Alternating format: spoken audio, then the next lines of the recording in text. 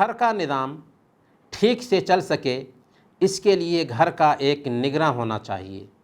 چنانچہ اسلام نے مردوں کی فطری خصوصیات کی وجہ سے مردوں کو ہی گھر کا نگراں بنایا، گھر کا سرپرست بنایا۔ اللہ نے فرمایا سورہ النساء آیت نمبر 34، الرجال قوامون علی النساء بما فضل اللہ بعضهم علی بعض وبما انفقوا من اموالہم۔ مرد عورتوں پر حاکم ہیں اس وجہ سے کہ اللہ تعالیٰ نے ایک کو دوسرے پر فضیلت دی ہے، اور اس وجہ سے کہ مردوں نے اپنے مال خرچ کیے ہیں۔ سوال یہ ہے کہ مرد ہی نگراں کیوں، عورت نگراں کیوں نہیں؟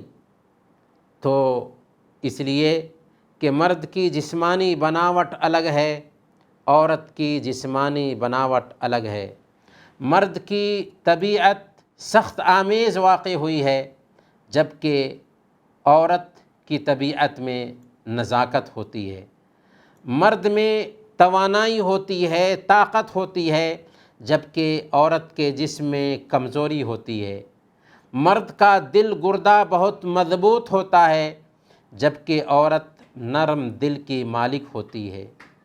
اسی لیے فطری دین نے یہ قانون دیا کہ گھر سے باہر کی ذمہ داری مرد نبھائے گا اور گھر کی ذمہ داری عورت نبھائے گی۔